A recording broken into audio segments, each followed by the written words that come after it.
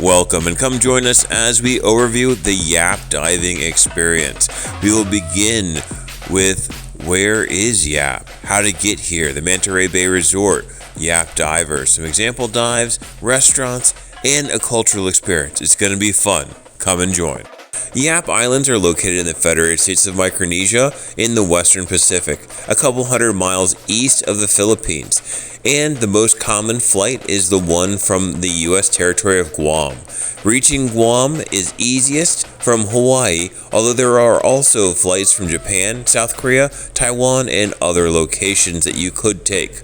Once you get to Guam, you'll lay over, and the flight from Guam to Yap is generally in the middle of the night, getting you there at about 1 or 2 a.m. depending on how the delays occur.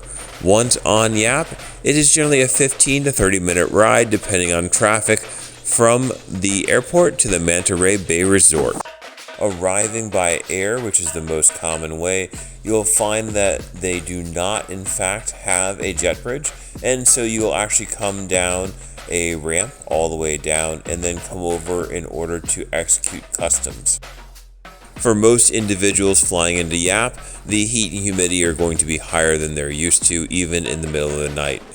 However, once you get there will be 2 lines, one for FSM citizens and one for non-citizens through passport control, followed by customs where they'll ensure you do not bring on any illegal items. The Manta Ray Bay Resort does provide busing service from the airport to the hotel and then drops you off at the front where your bags will be delivered. They do have individuals that are here to assist you with getting your bags to your room once those are all set up. And then you get to see your first manta ray. It's a towel manta ray, which is still pretty cool. The manta ray sugar cookies are also really good. And then in the morning you can explore here in the front lobby with a front desk, a gift shop with shirts and things, and the coffee bar and snack bar. And then through these windows you can see their pool. The pool is available for swimming and exploration and relaxing in the afternoons. And then off of the pool, you have the Mew. This is a ship spelled M-N-U-W, and it was a Philippine cruiser that was brought over by the owner Bill and turned into a restaurant, bar, and grill. If you go up this walkway and then you enter, they do have a breakfast bar with its own omelet chef. Breakfast bar has a reasonable number of selections, and I would say it is better than continental and generally very good. The ship floor is meant for a rocking ship, and so it is not level, and there are occasional things on the floor, so watch your step. Also, from the top of the ship, you can look out onto the bay and at Yap Divers, and this is one of their boats and the Yap Diving area. There is a small pool for hanging out in, so getting wet and just playing around. It does have an infinity edge, which is rather cool to look at, and it's a lot of fun after your dives to come and relax in. Co-located with the resort is Yap Divers. They have this amazing wall of mantas and a dive scheduling wall so you can know where, when, and who you'll be diving with for your entire time. They do have a room here that is designed for maintenance and repair. This is predominantly for cameras and camera cases. They also have a selection of rental gear in case something breaks or you need to rent something. And then each individual is assigned a cubby for drying gear while they are not out diving. There are some cabanas for you with shade while you're waiting for your boat, and then you can go ahead and the pier here is used to load up the boats before you head out. Where you're heading out will depend on your time of year, the currents, and the various other things that are going on Yap.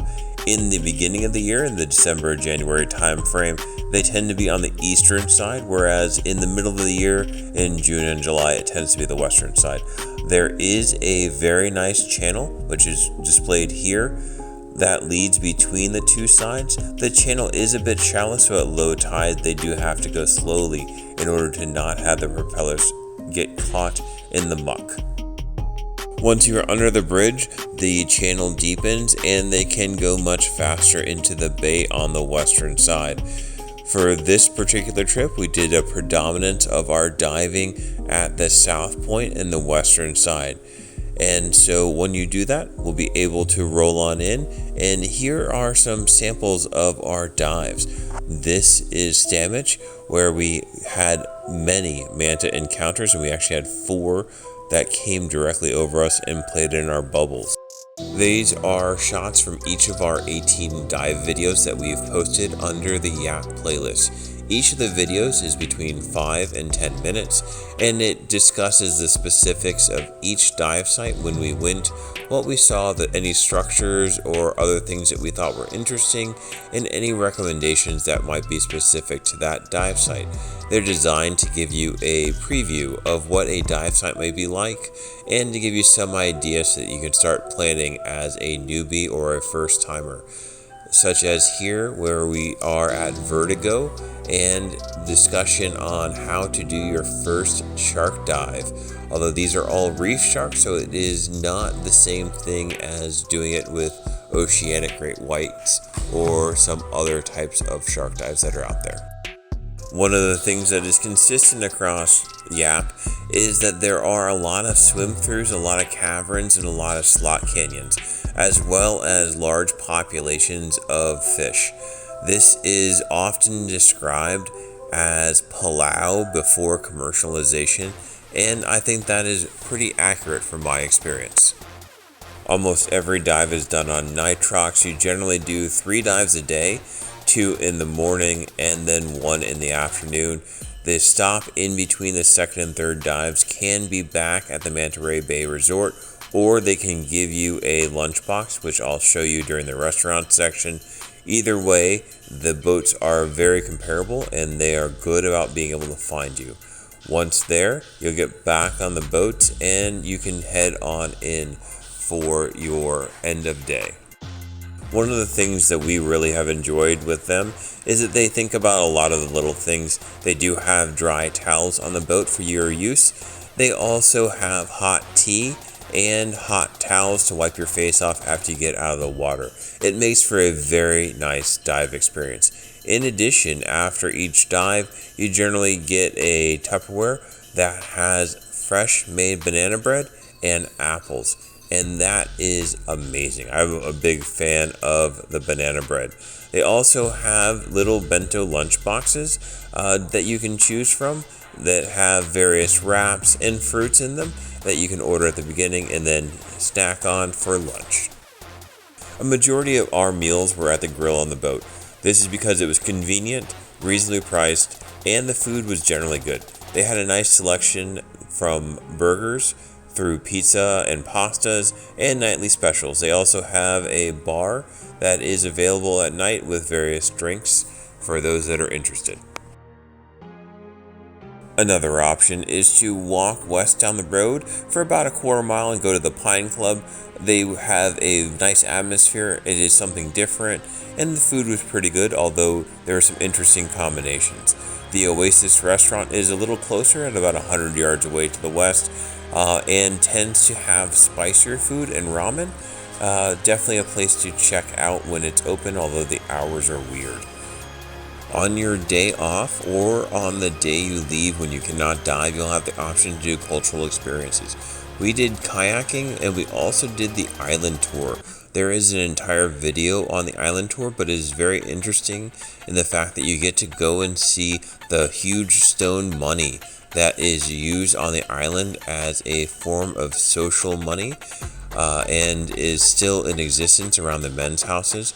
You also get the opportunity to see World War II wreckage, different planes from both the US and Japanese side that are still mostly intact, but it is so neat to be able to see them and touch a piece of history. And then if you are lucky, you'll have the chance to go to one of the other cultural experiences.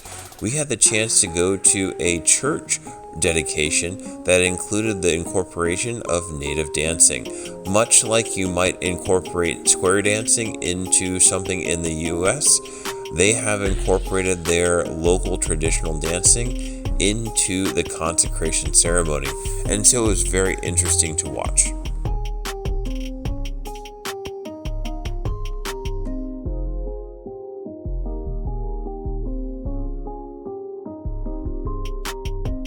We completed our time on Yap with a final dinner before we headed to the airport in order to depart. Departure's easy, just remember to have cash for your departure fee and to get there a couple hours early so that you are good to go. And then you can head back to Guam and on your way home. Yap has been a good time every time we've gone, and we've really enjoyed it. I would recommend it to anyone who's a diver and interested in something different. It is a little less commercial than some other locations, but they do a great job. It is clean, safe, and the diving is great. There is a lot of life under the water, and the resident mantas and the shark dive make it so much fun. Bill and his team do a good job, and they make you feel very welcome. Overall, we had a great time. We hope you enjoyed the videos and that you will watch all 18. If you have any questions or you want any recommendations, please drop a note in the comments and we will do our best to answer them. Thank you for your time. We hope you enjoyed it. We had a blast, and we will see you on the next one.